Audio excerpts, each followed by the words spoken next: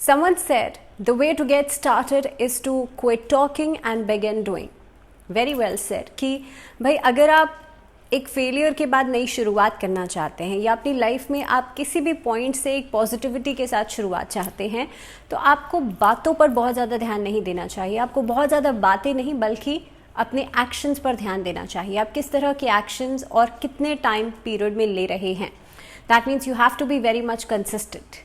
Y I am saying all this, क्योंकि धनु राशि वाले लोगों के लिए सितंबर का महीना ऐसा ही होने वाला है. अगर आप बहुत ज़्यादा बातें बनाएंगे ना, तो कहीं ना कहीं पे अपॉर्चुनिटीज़ आपके हाथ से निकल जाएंगी. वेरी वॉर्म वेलकम, बहुत स्वागत है आप सभी का. मैं हूं आपके साथ भावना शर्मा. मंथली प्रेडिक्शंस का ये 9th वीडियो है. इस वीडियो में हम बात करने वाले हैं धनु राशि यानी कि सैजिटेरियंस के लिए सितंबर का पूरा महीना कैसा रहेगा. 9th month and 9th sign. So particularly इस वीडियो में बात होगी आपके लिए हर एक एस्पेक्ट के लिहाज से, और साथ ही में सबसे पहले हम बात करेंगे ओवरव्यू की. आपको चार्ट दिख रहा है स्क्रीन पर, उसके हिसाब से आप देखिए और समझिए कि इस महीने में कौन कौन सा ग्रह कहाँ कहाँ कौन से भाव में गोचर कर रहा है. एक बार फिर से आपको याद दिला दूं. तो चलिए आगे बढ़ते हैं. सबसे पहले आपके लिए चार्ट की बात करते हैं. नवम भाव में आपके लिए सूर्य बुध की युति बनती है जो कि बुधादित्य योग का निर्माण कर रही है. इसके अलावा आपके लिए पंचम भाव में राहु बृहस्पति की युति जो है वो गुरु चांडाल योग का निर्माण कर रही है. तकरीबन 30 अक्टूबर तक यहीं रहेंगे राहु. उसके बाद मीन राशि में चले जाएंगे और उसके बाद आप लोगों के लिए स्थिति कैसी रहेगी वो हम अलग से वीडियोस में बात करेंगे. बहरहाल शनिदेव जो है वो आपके लिए 3rd हाउस में पराक्रम भाव में विराजमान है. साथ ही में आपके लिए मंगल की जो स्थिति बनती है वो बनती है 10th भाव में. 10th हाउस में केतु 11th हाउस में है. और आप लोगों के लिए जो वीनस है यानी कि शुक्र है वो 8th हाउस में है. सो ओवरऑल अगर मैं बात करूं हर एक एस्पेक्ट के लिहाज से, सबसे पहले शुरुआत करते हैं आपका कार्यक्षेत्र यानी कि आपका वर्क प्लेस. यहाँ पर किस तरह के परिणाम आपको मिलने वाले हैं. तो देखिए, जो शनिदेव हैं आपकी कुंडली के अंदर, शनि जो हैं वो बैठे हैं 3rd हाउस में पराक्रम भाव में इस अवधि में. और ख़ासतौर पे ये जो टाइम पीरियड है वो वक्री अवस्था में है. दैट मीन्स रेट्रोग्रेड हैं. तो आपको परिणाम तो देंगे, आपको ग्रोथ तो देंगे, लेकिन बहुत धीरे धीरे देंगे. इस अवधि के अंदर आप हो सकता है इनिशियली जिस काम के लिए मेहनत कर रहे हैं वहाँ से भी आपको आउटपुट आना शुरू हो जाएगा. लगभग 10 सितंबर के बाद से आपके लिए नौकरी में बदलाव की स्थितियाँ बनती हैं. करियर में जो भी अच्छी ग्रोथ रहेगी वो 10 सितंबर के बाद होगी. नौकरी के अवसर भी मिलेंगे और नौकरी में बदलाव की स्थितियाँ भी मिलती हुई नजर आती हैं. अब जो लोग इस अवधि में भूमि भवन से जुड़ा हुआ कोई काम करते हैं या फिर भूमि से जुड़ा हुआ खरीद फरोख्त का काम करते हैं, प्रॉपर्टी डीलिंग्स का काम है, आप लोगों के लिए समय बढ़िया है. सरकारी नौकरी वाले लोगों के लिए अच्छा है क्योंकि सूर्य बुध की युति बनती है आप लोगों के लिए नवम भाव में, भाग्य भाव में. तो कहीं ना कहीं पे वो भी आपको सपोर्ट करेगा. दूसरी बात, मंगल आपके 10th भाव में है, कार्यस्थल पे बैठा हुआ है. जो लोग डिफेंस में हैं, आर्मी में हैं, नेवी में जाना चाहते हैं, उनके लिए पर्टिकुलरली खासतौर पे डिफेंस की मैं बात करूं, उन लोगों के लिए समय बहुत बढ़िया रहेगा. वो आगे एग्ज़ाम्स दे सकते हैं. कॉम्पिटिटिव एग्ज़ाम्स के बाद आपका सिलेक्शन हो सकता है.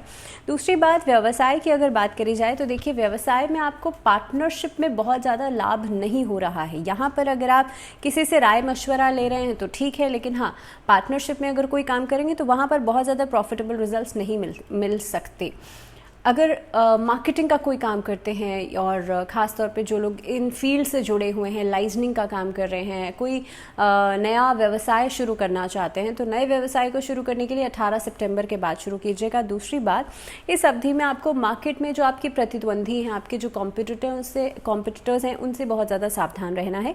इस अवधि के अंदर आप देखेंगे कि जो भी लाभदायक अवसर आपके सामने आ रहे हैं उनको कहीं ना कहीं पे कंपटीशन के चलते ऐसा नहीं हो कि सामने वाला आपके हाथ से ले जाए. So you have to be very much alert, very much conscious regarding your work place, regarding your business या जो भी आप काम करते हैं उस क्षेत्र के अंदर. दूसरी बात यह है कि इस अवधि के अंदर आप देखेंगे अलग अलग लोगों से आपको सपोर्ट मिल सकती है. खासतौर पे 18 सितंबर के बाद का समय आपके लिए काफ़ी प्रोग्रेसिव रहेगा. किसी नए कार्य की शुरुआत होती हुई भी नज़र आती है, लेकिन हाँ, कठिनाइयाँ ज़रूर आएंगी, चैलेंजेस ज़रूर आएंगे. और लगभग 22 सितंबर तक आप लोगों के लिए किसी बड़े कार्य की शुरुआत आप कर सकते हैं. आर्थिक स्थिति की मैं बात करूँ तो देखिए, आर्थिक स्थिति के लिहाज से इस अवधि में आप लोग देखेंगे दूसरे और तीसरे भाव के स्वामी जो शनि हैं वो बैठे हैं 3rd हाउस में. स्टॉक मार्केट, शेयर मार्केट, इस तरह की चीज़ों में आपको लाभ होता हुआ नज़र आता है. हालांकि इस महीने के अंदर शुक्र जो है क्योंकि अष्टम भाव में है, तो लग्जरियस चीज़ों के ऊपर खर्चा आप कर सकते हैं। एपरल्स का कपड़े की खरीदारी बहुत ज़्यादा करेंगे, परफ्यूम्स की खरीदारी बहुत ज़्यादा करेंगे, घर की सजावट के ऊपर खर्चा हो सकता है, घर का रेनोवेशन आप करवा सकते हैं। शुक्र भी इस अवधि में देखिए वक्रत्व की स्थिति में थे, लेकिन इस महीने के अंदर मार्गी भी हो रहे हैं, तो आप देखेंगे बहुत ज़्यादा लाभ आपको नहीं दे पाएंगे। और जैसे मैंने कहा कि खर्चा जो है उसको बढ़ाते हुए नज़र आते हैं। लेकिन अगर मैं इनकम की बात करूं, इन्वेस्टमेंट्स की बात करूं, तो हालांकि जो बृहस्पति हैं वो 5वें भाव में मौजूद हैं, अलग अलग कार्यों की शुरुआत करने की वजह से आपका पैसा जो है वो आना शुरू होगा, जो एक सोर्स ऑफ इनकम है वो बनना शुरू होगा। यहाँ पर एक से ज़्यादा सोर्सेस से पैसा आएगा तो सही, लेकिन वो खर्च भी होता चला जा रहा है। तो दोनों ही चीज़ों को बैलेंस करने के लिए आपको बजटिंग के ऊपर ध्यान बहुत ज़्यादा लगाने की ज़रूरत है। इसके अलावा विदेश से अगर जुड़ा हुआ कोई व्यापार करते हैं, ओवरसीज़ कोई काम करते हैं, वहाँ से भी आप नफ़ा नुकसान देख करके डीलिंग्स कीजिएगा। बहुत बड़े अमाउंट की डीलिंग्स अचानक से कर लेना बहुत बढ़िया नहीं रहेगा। सो मैं ये कहूँगी अगर कोई डील करना भी जा रहे हैं तो 18 सितंबर के बाद आप करेंगे तो बेहतर रहेगा। स्वास्थ्य के लिहाज से देखिए बात करी जाए तो इस महीने के अंदर आप काफ़ी हद तक ऊर्जावान रहेंगे। शनि 3रे भाव में, हालांकि वक्रत्व की स्थिति में है, लेकिन काफ़ी हद तक आपको ऊर्जा देगा।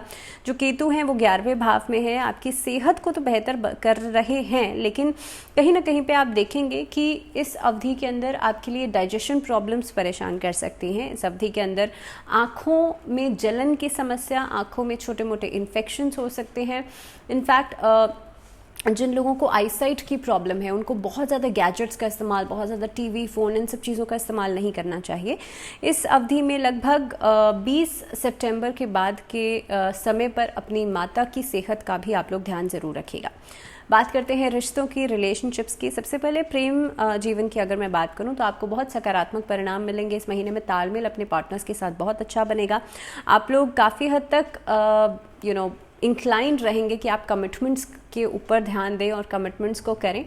इनफैक्ट इस अवधि में जो फीमेल्स रहेंगी उनके लिए बहुत ऐसा समय रहेगा कि आप लोग बहुत सेटल डाउन होने का प्रयास करेंगे।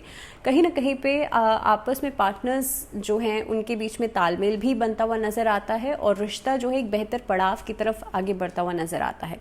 दाम्पत्य जीवन की बात करी जाए तो दाम्पत्य जीवन के लिहाज से जो लोग शादी करने के लिए योजना बना रहे हैं उनके लिए प्लान्स बन सकते हैं।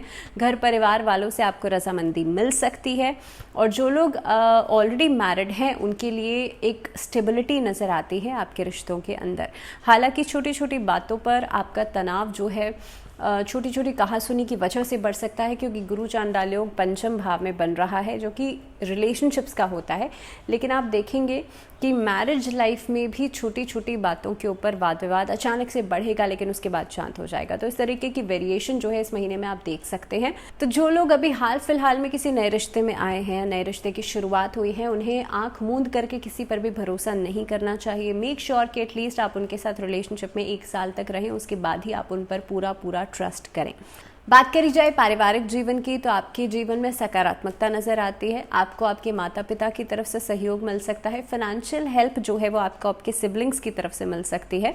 इस अवधि के अंदर 2 प्रमुख ग्रह हैं जो आपके लिए स्थिति को बेहतर कर रहे हैं। एक तो शनि और दूसरे हैं बृहस्पति। दोनों की वजह से परिवार के अंदर एकजुटता रहेगी। इसके अलावा आप लोग देखेंगे 16 सितंबर तक, क्योंकि देखिए इस अवधि के अंदर ये जो समय है एक तरीके के ट्रांजिशन फेज में होगा, और इस समय के अंदर आप देखेंगे जो भी वाद विवाद की स्थितियां थी अगर या कोर्ट कचहरी के मामले चल रहे थे, यहाँ इस समय के अंदर सेटल डाउन हो जाएंगे। तो चलिए बात करते हैं शिक्षा के क्षेत्र की, और जो स्टूडेंट्स हैं उनके लिए ये समय बहुत सिग्निफिकेंट दिखाई दे रहा है, क्योंकि जितनी आप मेहनत करेंगे उसके हिसाब से ही आपको परिणाम मिलेंगे। इस अवधि के अंदर जितना ज़्यादा आप अपने लक फैक्टर के ऊपर डिपेंड करेंगे उतना ही ज़्यादा डाउनफॉल में जाएंगे। दूसरी बात, हायर एजुकेशन के लिए या हायर स्टडीज़ के लिए अगर आप कहीं बाहर जाने के बारे में सोच रहे हैं तो उसके लिए आप प्लानिंग कर सकते हैं। लेकिन जैसे मैंने वीडियो की शुरुआत में कहा था, सिर्फ बातचीत या सिर्फ सोचने से कुछ नहीं होगा। जब तक आप इम्प्लीमेंटेशन नहीं करेंगे तब तक आपके सामने कोई रिजल्ट भी नहीं आएगा। काउंसलिंग के लिए ये समय बहुत बढ़िया रहेगा। अगर आपको कहीं पर भी कोई भी डाउट है, मेक श्योर कि आप आपके मेंटोर से काउंसलिंग ज़रूर लें।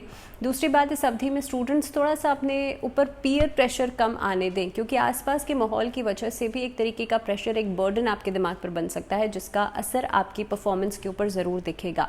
सो मेक श्योर ऐसी कोई भी स्थिति आप लोगों के लिए नहीं बने। इसके अलावा कॉम्पिटिटिव एग्जाम्स जो बच्चे देने के बारे में सोच रहे हैं उनको थोड़ा सा एक्स्ट्रा हार्डवर्क इस महीने में करना पड़ेगा। डिस्ट्रैक्शंस काफ़ी सारी दिखाई देती हैं शुक्र की वजह से भी, और काफ़ी हद तक आप देखेंगे महीने का जो मिड पार्ट रहेगा उसमें छोटी छोटी बातों को लेकर के आपके जो सहपाठी हैं, आपके साथ जो बच्चे पढ़ते हैं या टीचर्स के साथ कुछ ना कुछ कॉन्फ्लिक्ट्स हो सकते हैं। सो मेक श्योर कि आप इन चीज़ों का ध्यान रखें। दूसरी बात, जो लोग as a professor, as a researcher या एज अ लेक्चरर कहीं पर पढ़ाते हैं उन लोगों के लिए इस समय प्रमोशंस का हो सकता है। काफ़ी हद तक आप लोग देखेंगे तो आप लोगों के लिए समय बढ़िया रहेगा। अगर उपाय की बात करी जाए तो आप लोगों को गुरुवार के दिन जो नीडी पर्सन हैं या नीडी लोग हैं उन लोगों को अन्न का दान ज़रूर करना चाहिए। इसी के साथ साथ गुरुवार के दिन ओम गुरुवे नमः इस मंत्र का जाप ज़रूर कीजिएगा। साथ ही में माँ लक्ष्मी और भगवान विष्णु की संयुक्त रूप से पूजा ज़रूर कीजिएगा। तो इसी के साथ इस वीडियो में फ़िलहाल इतना ही। मुझे दीजिए इजाज़त, लेकिन जुड़े रहिए चैनल के साथ। And till the next video अपना ध्यान रखिए। नमस्कार।